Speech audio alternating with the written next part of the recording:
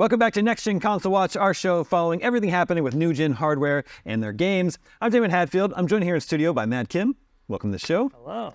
And we've got Destin Legarie on the line. He from IGN's Xbox podcast Unlocked. Good to see you, Destin. Yep, Ryan has COVID, so you got me. Hi, everybody. Well, spoilers everywhere. And this week we're going to talk about Gamescom. That's coming up in just a couple weeks. It is the largest video game show in the world in terms of attendees. A couple 100,000 people will descend on Cologne, Germany, myself included. I'll be there, and IGN will be doing its usual live show where we'll be giving you live gameplay demos of all the big games of the show. So please be excited for that. 2 weeks out, probably a good time to sort of share our predictions of what we expect to see and play at the show. We actually know a lot that's going to be there. Both Xbox and Nintendo are going to be there at the show with booths. I think it's Xbox's biggest booth ever. And then Nintendo hasn't been at the show since 2019, so kind of a triumphant return for them. We should know that PlayStation is not going to the show this year. They're choosing to skip it for whatever reason. So no Spider-Man 2. But we definitely will see a lot of Xbox and Nintendo games. And one thing that we know is going to be there is Starfield. There's going to be a Starfield presentation, but the game will not be playable. And Destin, some readers took that as a sign that maybe they should be worried that they're not letting people play it when it's going to be out a week after the show. Does that bother you? Well, for Starfield, no, not so much, because I think Starfield's a large game where you would need a fairly long demo section to play and really get a feel for the game and get into all the systems, because they have so many options about what you're able to do in the world of Starfield. You can board other spaceships. You could build a spaceship. You can build an outpost. Like, just building an outpost could be a 30-minute demo, right? So I do think that game is a little bit tricky to demo. So for the presentation, I don't mind it that much. I assume it will be live demoed, or I hope it would be. And that's what we end up seeing. There is another game, though, that is there that I don't understand why there's not a hands-on portion, and that's Turn 10's Forza Motorsport. Forza Motorsport can have the assist set, so you can literally just hold the right trigger and drive through the course, and a race takes, 5 minutes? So why are we not getting hands-on time with Forza Motorsport yet? Yeah, that is a good question, because that is also out, that's out in October, I believe. So yeah, just around the corner for that one. Mm-hmm. There will also be a presentation for Aura History Untold. What the heck is that? No idea, but I'm looking forward to seeing it. I'm actually going to be at Gamescom also, so we'll be able to check that one out on the show floor. And Xbox is really hyping this up. It's notable that they are going to have a lot of third-party games there. I find the presentation angle interesting, but I think we're going to know more when we're actually there in Germany, seeing what they're showcasing for ourselves. Some other games that are confirmed to be there at the Xbox booth is Towerborn. That's the next game from the Banner Saga developer Stoic. That's actually going to be hands-on. Other playable games are going to be Stalker 2, Payday 3, Don't Nod's recently announced Jusant, Armored Core 6, really big game, and then Recreate Games Party Animals. Oh, I'm sorry, and then also Cyberpunk Phantom Liberty and Persona 5 Tactica. So, Dustin, it sounds like they're going to be putting this large booth to good use with all these playable games. Yeah, they kind of became the de facto third-party place to demo things. I'm very excited to get hands-on with Armored Core. Stalker 2, first hands-on. That's really, really exciting. I know a lot of fans on the Xbox side are really excited about Persona. So the fact that that will be at the Xbox booth, along with these other heavy hitters, including like Cyberpunk Phantom Liberty, which is coming out shortly, is really exciting. And sounds like, as I'll be doing a lot of field gameplay capture, I'll be spending a lot of time at the Xbox booth this year. Now, there's no mention for Xbox's lineup. There's no mention of Fable, Avowed, South of Midnight, Clockwork Revolution, or Senua's Saga, Hellblade 2. That one is surprising to me, since that one was announced so long ago. Dustin, these haven't been confirmed to not be there. Any hope in your mind that any of these will make some sort of appearance? I mean, they are doing live stream presentations at Xbox during the duration of Gamescom. They have so many titles that they've already confirmed that are going to be there. I wouldn't be amazed if we saw something like a Hellblade 2 teaser, but also that team seems to be really buckling down right now and letting everybody else have the limelight and just getting out of the way of Starfield. Like, let Starfield have that moment. I don't think we get hands-on time for Hellblade 2 as example anytime soon. Avowed, they've confirmed, is in super early development, so we're not going to see a title like that. Clockwork Revolution, same story. South of Midnight. A lot of those other properties are just too early, with the exception of Hellblade 2, which I'm hoping is a 2024 release. Maybe we learn more during the Xbox presentation, but I wouldn't hold your breath. So Matt, what are you most looking forward to see from Xbox's lineup?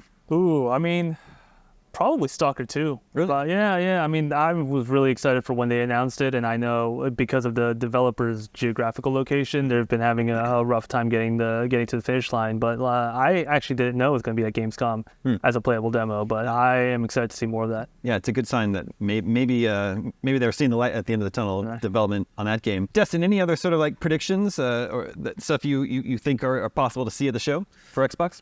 Well, for Xbox, I imagine there's going to be a few interesting news beats that are buried within their presentation. And then PlayStation, who won't be at Gamescom. Last year, shortly after Gamescom, they did a state of play. And I have to imagine that's how they're going to handle not being at Gamescom this year, because it's looking like it's a bigger event than I expected, given this press release from Xbox. The fact that Xbox is having their biggest booth ever. That's notable, I think. So what is Nintendo's presence going to look like? What are the third-party presence going to look like? I saw a rumor that the Metro team is going to be potentially presenting a new Metro there, for example, because they're confirmed to be at Gamescom on the official website. So a lot of people are getting excited about that.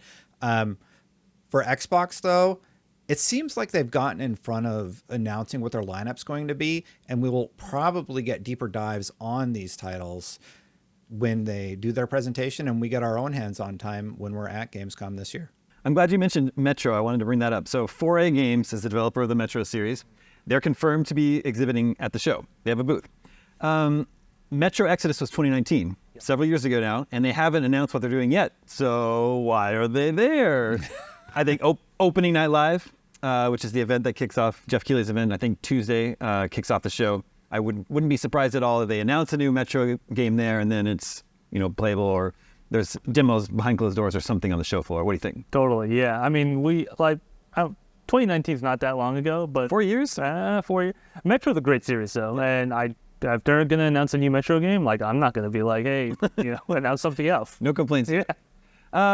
You mentioned the Nintendo booth, Destin. Let's talk about that. So we've got a pretty good idea of what the lineup for Nintendo has coming up for the rest of the year. So they have Detective Pikachu and Super Mario Brothers Wonder in October, and then in November they have a new WarioWare game and Super Mario RPG. You think that's their lineup? That's their Gamescom lineup with kind of focusing on Super Mario Brothers Wonder? Yeah, I think so. I mean, the last time they were at Gamescom was in 2019, and they did a similar thing. They didn't really announce their 2020 slate. They mostly just focused on the fall release schedule for that year. I feel like this is the perfect time to sort of focus again more on Super Mario Brothers Wonder or WarioWare, Mario RPG, as you said. Not sure about Detective Pikachu. We did just see it recently at the Pokemon live stream. Was it this week? I think it was just yesterday. Yeah, yesterday.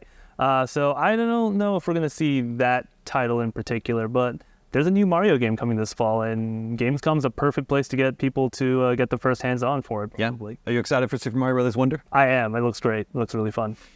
There's also this Untitled Princess Peach game for next year, and then a remaster, I guess, of Luigi's Mansion Dark Moon. Any chance you think those could make an appearance? At the very least, I hope we get a title for the Untitled Princess Peach game. But yeah, I'm fairly convinced that people who go to Gamescom this year are going to see Nintendo's fall lineup and not much else. And nothing like the new hardware that's rumored to be released in the second half of 2024. I don't know anything. I do not know anything, but I do not think that there's going to be a Switch 2 announcement at Gamescom this year. Just for fun, I'm going to say they reveal the Switch 2 at Gamescom this year during Opening Night Live, and they play Super Mario RPG on it. You heard it here first, ladies and gentlemen. That's Destin's big prediction. Destin, any of these upcoming Nintendo games look appealing to you? The new Mario game looks great. I'm going to echo Matt's sentiment, but Super Mario RPG is one of my favorite games ever made. I cannot wait for this remake. I like how they handled it. I can't wait to get the shiny stone hidden behind the fireworks and fight Culex at the end of the game again. Reintroduce Geno, visit Mallow again, and go.